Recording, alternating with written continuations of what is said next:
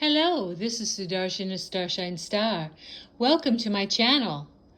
I'm going to film right now part 3 of the reading of the Devi Mahatmyam, chapters 8 through 10.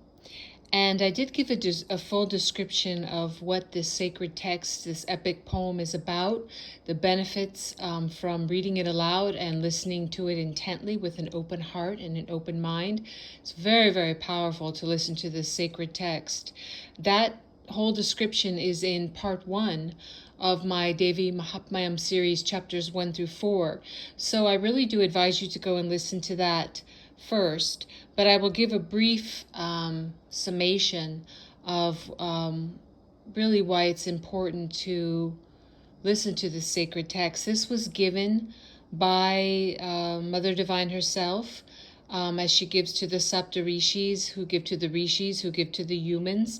Wonderful suggestions and advice on how to really purify ourselves, purify our souls, our minds, our hearts, how to come into communion with our Divine Mother, really our Mother, Father, God, which is our divine right and our natural state of being, how to awaken our consciousness from kind of a slow,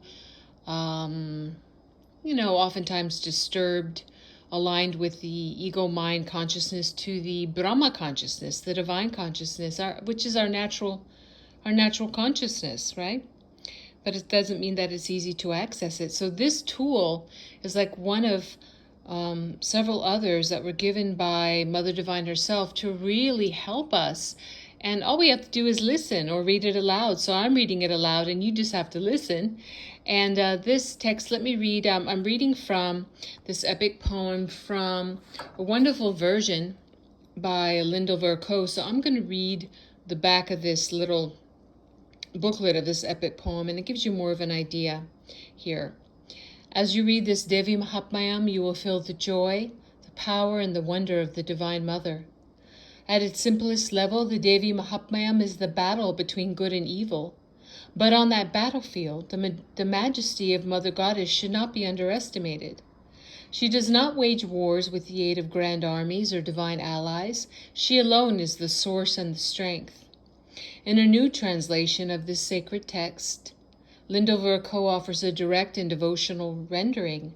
This is not just a description of divine power, it is a worship and a praise of God as the Mother of the universe. When you are called to mind in difficult times, you remove terror from all creatures. When remembered by the self-aware, you bestow deeper enlightenment. Who beside you dares to dispel poverty, grief, and fear? Who else is always kind-hearted to everyone? You destroy the unrighteous to bring happiness to the world. And I'm also going to just give a little bit of and once again, excuse my wobbly camera here. It is handheld, and I prefer that. I have stands, but right now, I really do prefer the handheld. So just please bear with the wobbliness sometimes. And what I want to say, though, is that listening to the sacred text, as it's describing the battle of Mother Divine, the battle of good and evil, as she battles the tremendous Rakshasas, or the demons, or the great negativity. It is not just a simple story. It can be enjoyed at that level, but what it's really doing, and if you just open your heart and relax your mind and just take a few deep breaths before you listen, just open up to this sacred text to work its magic on you, its sacred medicine power. What it's doing is it's really offering you the opportunity to bring up negativity that you might not be aware of, and most of us are not aware of, that's deeply embedded in our minds and in our hearts, keeping our hearts closed, and even surrounding our soul, creating the opaqueness of the veils that are there that many beings are not aware of. So it does bring that up, and each time a Rakshasa or a demon is named in this epic poem, that's like kind of calling forth that negativity. And each time a divine deity or aspect of Mother Divine is named here or described here, that's pulling from you and kind of pulling out and emphasizing and growing and expanding that part of you, which is truthfully one with Divine Mother, with our Divine Mother.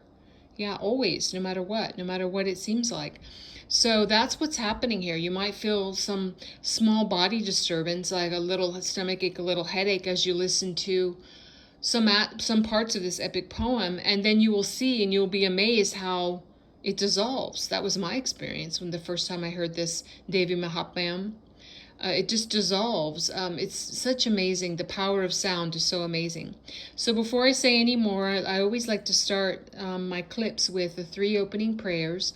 That will be the Guru mantra, the Ganesha mantra, and the Gayatri mantra. So let's go.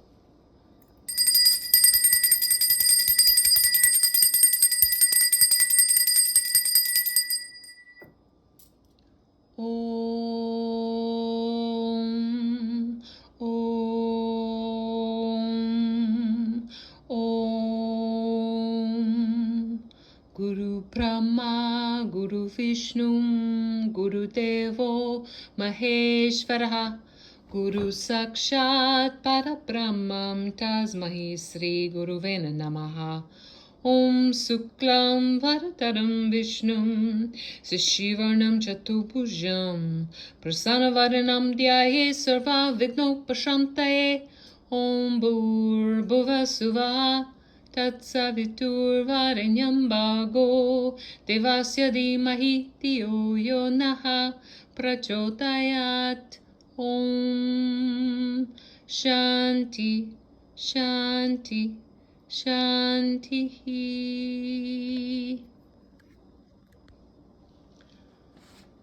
The Devi Mahatmyam, Chapter 8. The gods were filled with joy. The Rishi said, after the Daitya Chanda was slain, and Munda was felled, and so many battalions destroyed, then the demon king, the mighty Shumba, his mind overcome with anger, commanded the marshalling of his entire army of demons. Let the 86 companies of troops march forth with weapons at the ready, and the 84 Kambus march with their elephant forces. Let the 50 bravest Asura clans go forth. Let the 100 families of Dum Ram Ras go forth at my command. Let the Kalakas, the Daridas, the Mauryas, and the Kalakeyas march out at my order, equipped for battle. After issuing orders, the ferocious demon king Shumba marched out with his thousands of forces. Then Chandika saw that terrible army advance. She twanged her bowstring. The sound vibrated all the space between earth and heaven. Then, O king, the lion gave a mighty roar, and Ambika magnified those roars by clanging her bell. Kali opened wide her terrible mouth.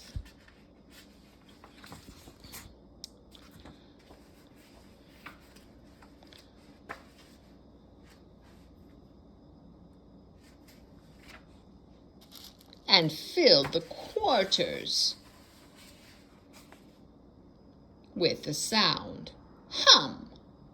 She overwhelmed the noises of the bowstring, the lion, and the bell. The angry demon army heard that tremendous sound from all directions. They encircled those goddesses, Chandika and Kali, and the lion. O king, then the Shaktis of all the gods, of Indra, Brahma, Isha, Vishnu, and Kartikeya, all came out in their true forms to join the goddess Chandika in destroying the enemies of the gods. They came with the same weapons and vehicles as the gods from whom they had emerged. Brahma's Shakti, called Brahmani, came in her chariot drawn by swans. She carried a rosary and a water pot. Maheshwari came riding an ox. Holding her trident, she wears bracelets of great serpents, and a crescent moon adorns her forehead. Ambika Kaumari rides on a peacock. She carries a spear to slay demons. Vaishnavi rides on Garuda. She carries her conch, discus, mace, bow, and sword. Sri Hari Shakti advanced in the form of a boar. She is Varahi. Likewise, Narasimhi came in lion form, like Narasimha, scattering constellation of stars with a toss of her mane. Then the 1,000-eyed Indrani came, seated on the king of elephants, wielding her thunderbolt weapon. Then Lord Shiva, surrounded by all these Shaktis, requested Chandika to slay the demons to please him. "O Chandika, delight me by slaying these demons at once." Immediately, the energy of Chandika emerged from her body in the form of a ferocious, very powerful Shakti, making a noise like 100 jackals.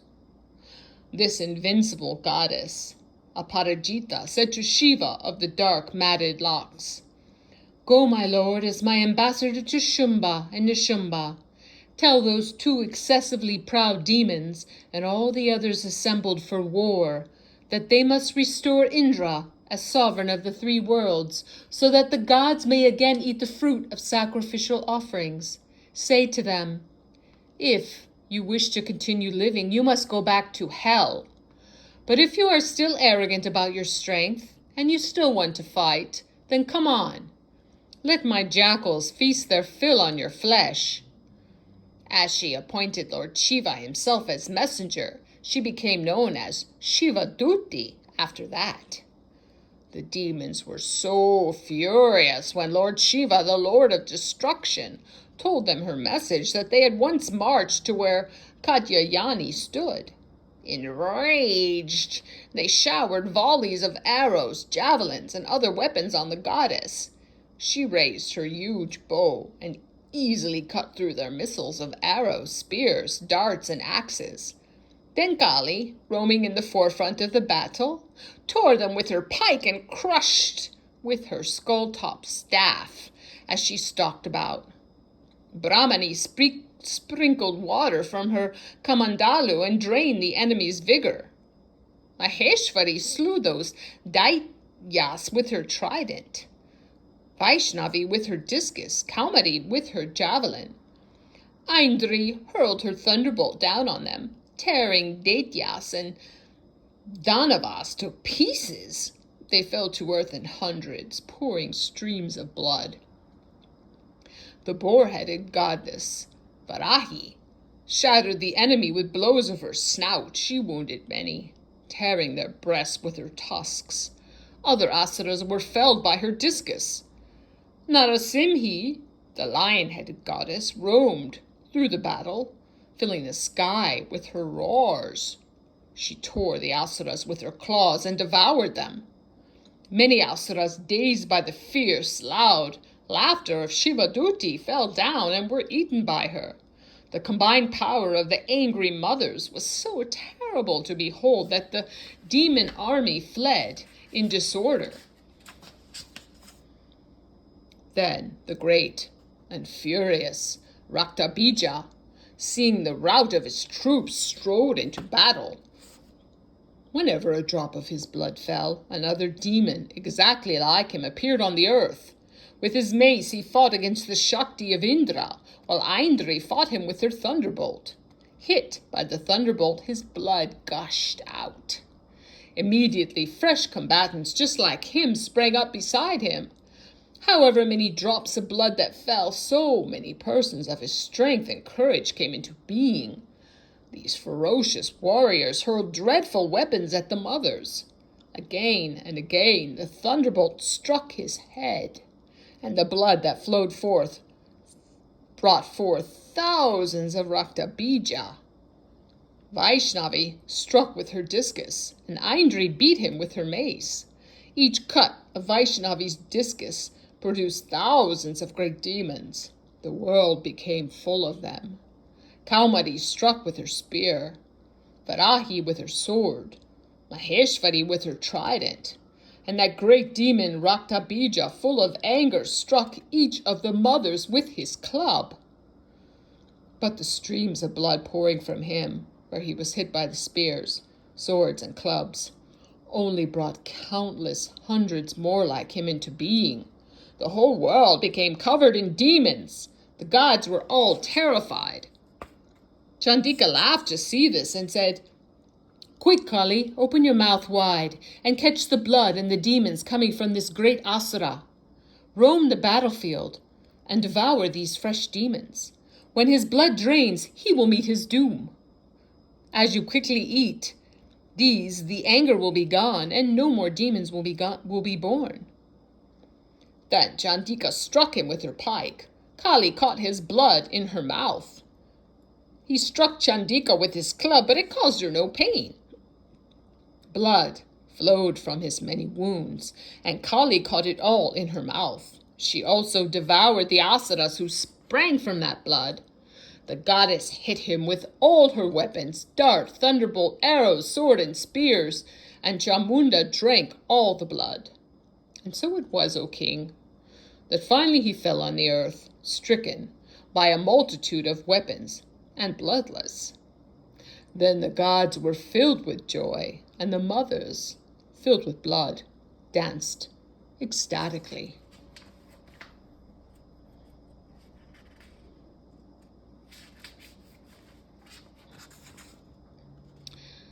Chapter 9, The Destroyer of All Difficulties. The king said, "The story you have just related about the Devi slaying Raktabija was wonderful. Now I want to hear about Shumba and Nishumba. How did they react to the death of Raktabija?" The rishi said, "After Raktabija was slain, and the other demons had been killed, Shumba and Nishumba were filled with rage. Having seen his great soldiers killed, the Asura Nishumba rushed forward with his battalion. Surrounding and following him, the army of Asuras came angrily biting their lips as they advanced to slay the goddess. And Shumba, full of rage after fighting the mothers, also advanced, surrounded by his troops. The desperate combat between the goddess and Shumba and Nishumba looked like two thunderclouds, raining violent showers of arrows on her. Chandika cut through those arrows with her own shower of arrows and wounded both demon kings' limbs with her weapons. Nishumba grasped a sharp scimitar and glittering shield. He struck the head of the lion, that noble beast that carried the goddess. When her lion was struck, the Devi quickly split his sword with a sharp arrow and destroyed his lovely shield, which had been decorated with 8 moons. With his shield broken and sword split, Nishumba hurled his spear, which she split with her discus as it approached. Then Nishumba, blazing with anger, grabbed his dart. This also she smashed with her fist. He flung his club. She shivered it to ashes with her trident.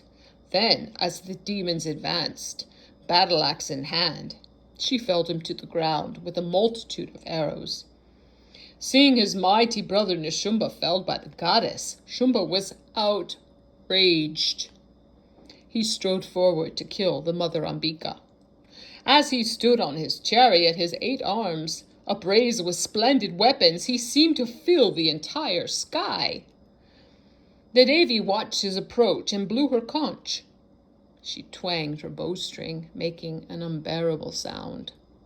She filled all directions with the ringing of her bell, which unnerved the demon hosts. The lion gave a roar, which penetrated the 10 regions of the sky and destroyed the pride of the demon's elephants. Then Kali sprang into the sky and came down, slapping the earth with both hands. This boom drowned out all of those other sounds. Shivaduti gave an ominous loud laugh. The demons trembled and Shumba flew into a terrible rage. Ambika said, "Stand still, evil one." The devas all shouted, "Victory to you!" Shumba came on, hurling his flaming spear, terrible, like a mountain of fire. She extinguished this with her meteor. O king, the terrible roar of the lion filled the interspace between the 3 worlds. but the dreadful thunderclaps of the Devi smothered even that. The Devi and the demon each split the hundreds of fiery arrows of the other. Then Chandika grew angry and hit him with her trident. He fell to the ground in a faint.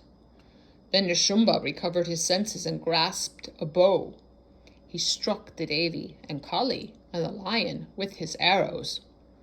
That Danuja lord, the son of Diti, extended his 10,000 arms and covered Chandika with a myriad of discuses.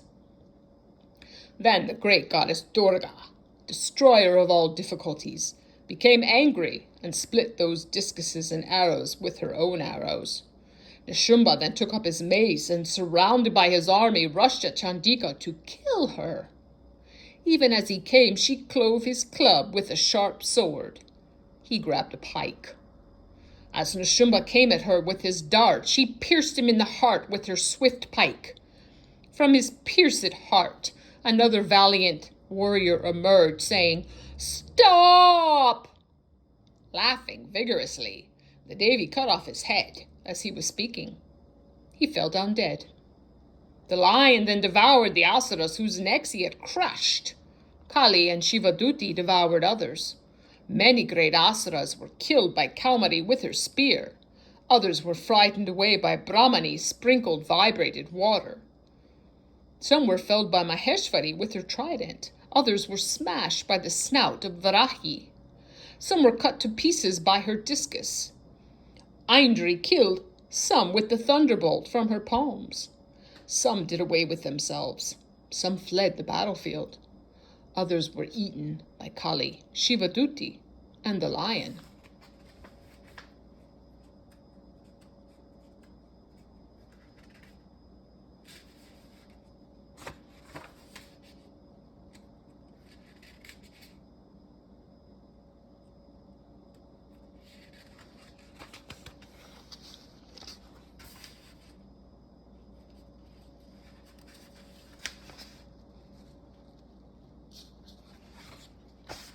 Chapter 10. Alone on the battlefield. The Rishi said, as Shumba saw his brother Nishumba, dear to him as life itself, now dead, and his army slaughtered, he spoke angrily, "O Durga, you have become arrogant, proud of your success. Don't boast here. There is no reason to look so haughty. You depend on those others for your strength." The Devi said, "O vile creature, I am all alone in the world of movement. Who else is there beside me? These goddesses are manifestations of my power, see? They dwell within me alone." Then Brahmani and all the others were absorbed into her. Ambika was all alone. The Devi said, "All these forms projected here are my attributes. I have now withdrawn them. I stand alone on the battlefield. So come on, let's fight." The Rishi said, Then, while Devas and Asuras watched, a dreadful battle between the Devi and Shumba began. They fought without quarter, hurling deadly missiles and showering arrows in a fight which frightened all the worlds. The demon lord broke the divine weapons which the Devi hurled in hundreds. The mighty weapons he employed, she, Parameshwari, easily smashed with a forceful sound of hum. Then the demon covered the Devi with hundreds of arrows. In her wrath, she split his bow with her arrows. His bow broken, he used a pike. That too she cut with her discus as he still held it. Then he, the supreme lord of the demons, took up his sword, and his brilliant shield adorned with 100 moons, he charged. Chandika split his sword as he came. Her arrows also pierced his bright shield. His steeds were slain, his charioteer gone. The Daitya grasped his fearsome mace, ready to kill Ambika. Her arrows split the mace.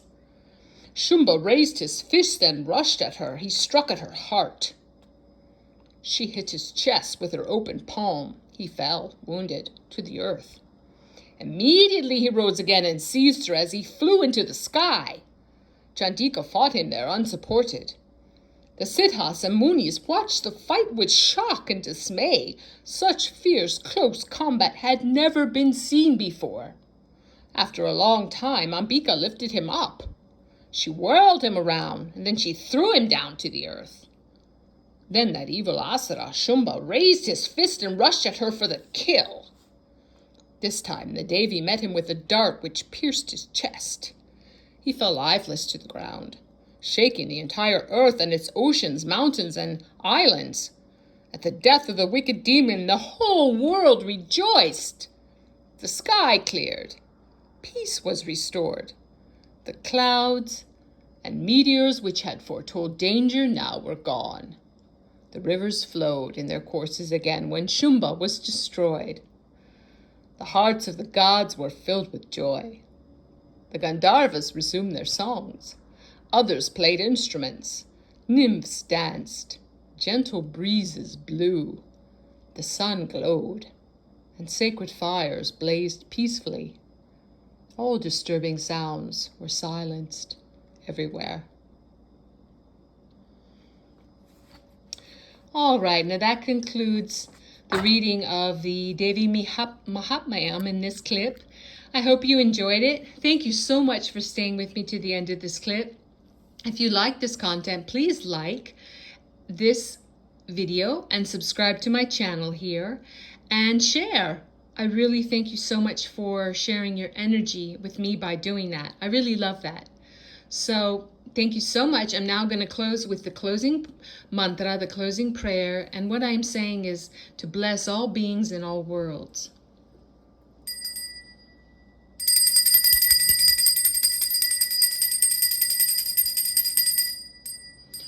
Om, Om,